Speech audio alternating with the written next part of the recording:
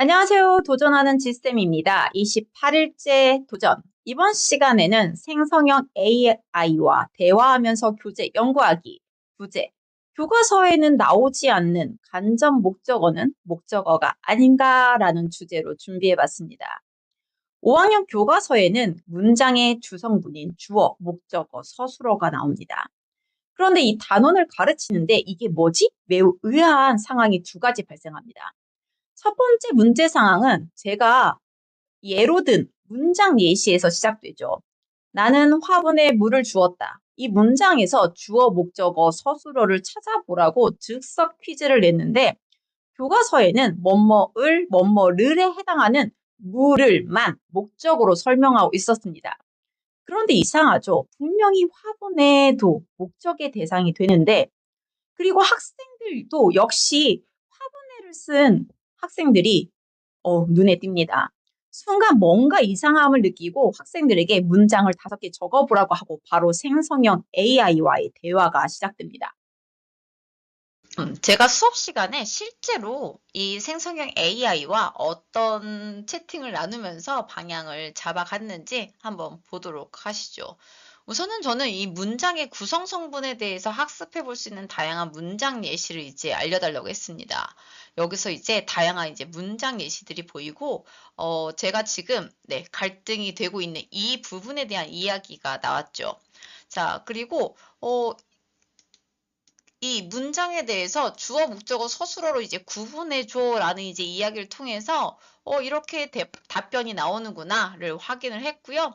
그리고 이제 주어, 목적어, 서술어에 대해서 다시 한번 이 제가 알고 있는 개념이 좀 명확한지 확인하기 위해서 이렇게 다시 한번 이제 질문을 해서 답변을 받았습니다.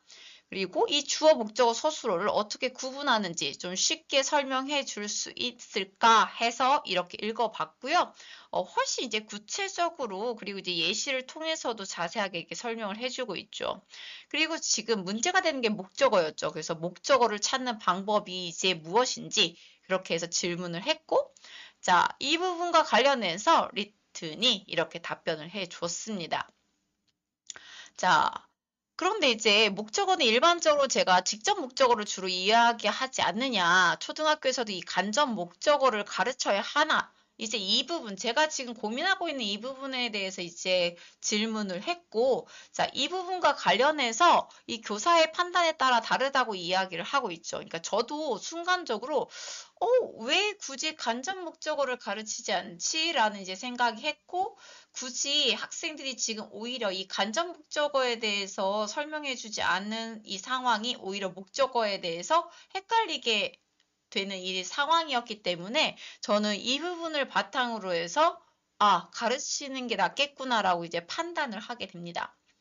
자, 그리고 이 초등학생에게도 이 직접 목적어와 간접 목적어를 나눠서 쉽게 치려면 어떻게 설명해 주면 좋을까라고 이제 이야기를 했고요.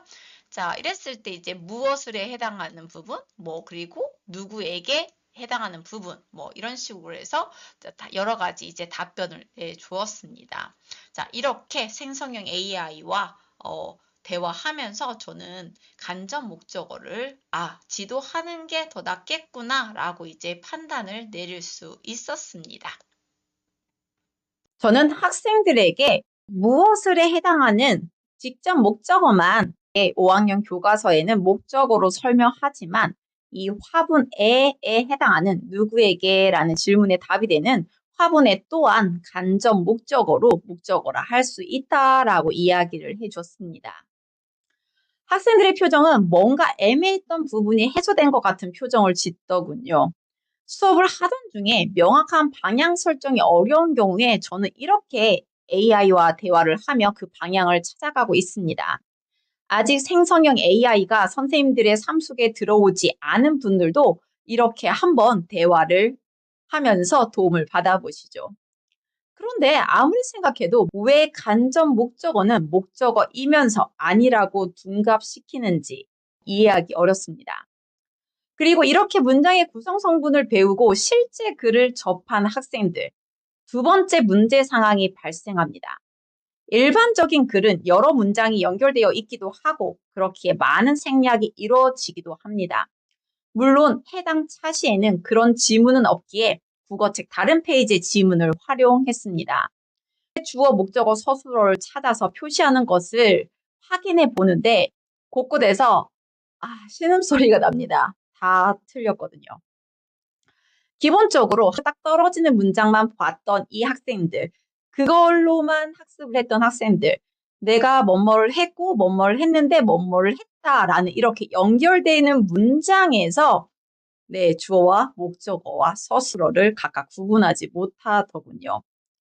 그래서 이런 다양한 변형이 이루어져서 쓰이는 여러 문장이 복합적으로 연결되어 다양하게 활용하는 실제 글 속에서 주어와 목적어와 서술어가 어떻게 변형되어서 활용되고 있는지 그거를 찾는 활동이 없었다면 학생들이 배운 지식은 아마 죽은 지식이 되었을 거란 생각이 듭니다. 배운 것을 바탕으로 실제 글에서 구성 성분을 파악하는데 그제야 명확한 이해가 발생합니다. 어떻게든 학생들의 실제 삶과 연결시키려는 노력, 쉽지는 않지만 의미 있는 도전이라는 생각이 듭니다. 그리고 그 과정에서 생성형 AI와의 대화는 교사가 그 방향을 잡아가는데 큰 역할을 해주고 있습니다.